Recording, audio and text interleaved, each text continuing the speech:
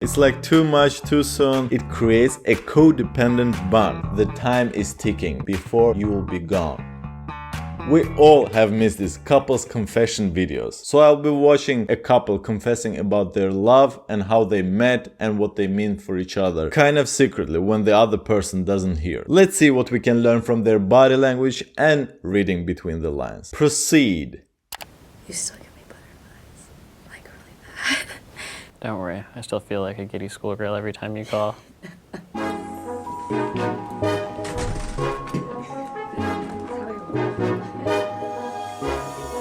My name is Kaylee Chung.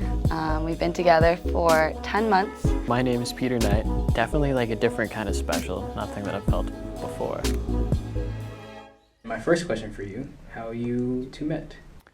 I'm from Park City, Utah. Just one comment, I think that dating for 10 months is kinda early to go on this kind of shows. It's like too much too soon. Take it easy, yo, take it easy. You have all the time in the world. I don't usually get Starbucks, but I saw like her and her dad talking at Starbucks before I had walked up to her. I mean, I don't know, it was just like something about her had this kind of magnetic pull. Ballsy. I was actually out in Park City, Utah, and I'd stopped by a Starbucks after one crazy day of traveling. And he came up to me and he said something kind of stupid or something, and I was kind of taken aback. He just was so confident. I don't know, I've never really encountered something like that.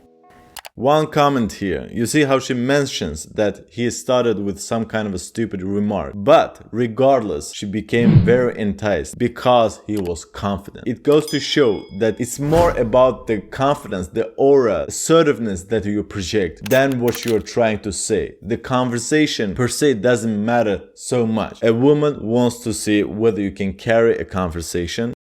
It's alright though, seems nice. Kind of funny. A bit fat. Have a confident body language and don't get shaky, especially nowadays when the big portion of couples do meet online. By going straight up to a girl on a random setting, random place shows that you take what you want, and that showcases leadership to a woman, which is very attractive. So as cliche as it might sound, confidence is the key. I'd said something along the lines of, you know, this would probably sound great in a Starbucks commercial or to our grandkids, but Yeah. it's probably kind of cheesy. Now I have to talk to him. Pity lamb. But yeah. But he just really was my type. So then we started talking and we talked for a really long time. We just kind of clicked. What's been the hardest part of your relationship, Peter? Clicking just means that you played your cards right, kinda being yourself, but at the same moment playing out your cards strategically, knowing that you shouldn't talk too much, knowing that you should be very careful and confident if you're making jokes, not laughing more than her like a hysterical princess, and holding a masculine presence. Growing up, I told myself I never wanted to be in a long-distance relationship. That was really difficult in the beginning, and there were a lot of tears. It was hard to say goodbye, but I'm grateful for it. We got through it. I'd say moving here and adjusting. A little weird coming from Utah to here, but you know, nothing's really too hard with it, so. Long distance relationships, as we know, don't work that well, or don't work at all. But in this case, the guy mentioned that he moved to her place, city, which is very weird. A leader doesn't follow, and him taking that step shows lesser value.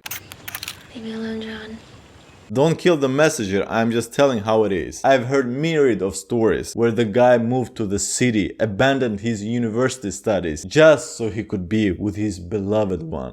What do you want from me? And a couple of months down the line, dumped. Yet again, it shows lack of options. Moving to another city is taking a huge step, and as a man, you have to be more abundant than a woman, because women always choose higher value males, not on the same hierarchical level. Yeah, I think we've grown a lot. The whole long distance thing, it did kind of help me find myself, while also knowing that you were there. I mean, I told you that, and I think that that was something that I really needed. What has he taught you about yourself?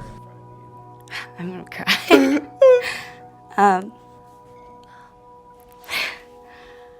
A year ago, I was really lost. And came into my life and honestly just pulled me out of that mentality and pulled me out of that state. And it was just crazy because no one else could do that, not even my best of friend. But I don't know, he makes me feel so loved and that I have worth.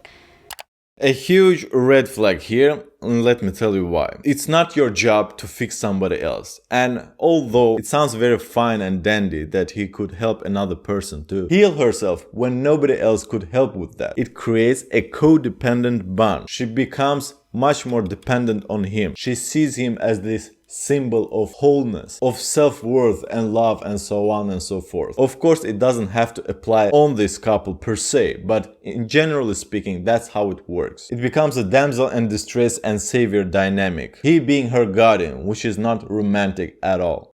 Made me want to go out there and be myself again like I was. I thought I was gonna be I know, me too. I'm fairly rough around the edges with most people. First couple of dates we went on, she was responding with like just answers that I was like, no way, this person's like way too good and too nice. Like, this doesn't exist. But like, yeah, like to this day, she's just been honest and compassionate and wholesome, and it's rubbed off and taught me a lot. Did you get through the song? No. Get to the good part? No.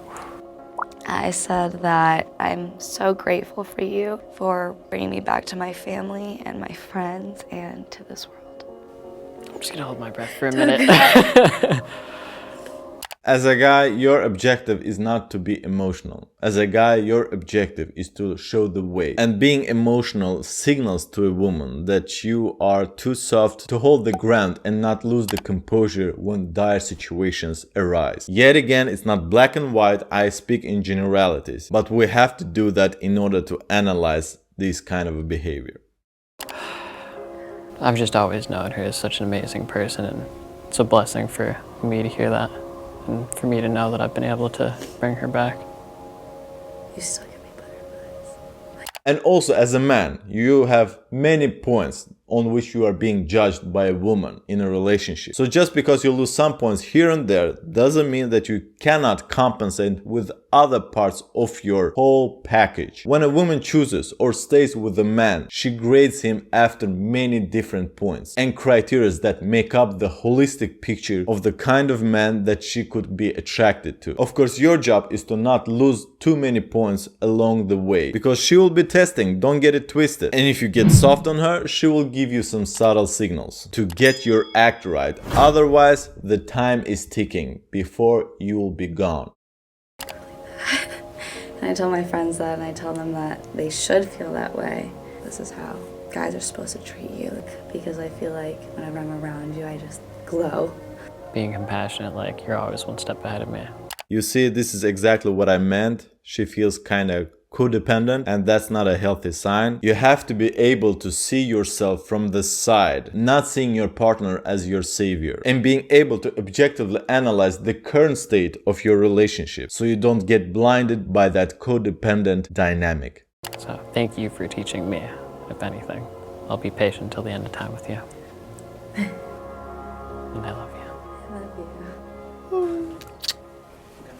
More videos on gender dynamics. Click them, watch them, like them, subscribe to this channel. But for now, Hossein out.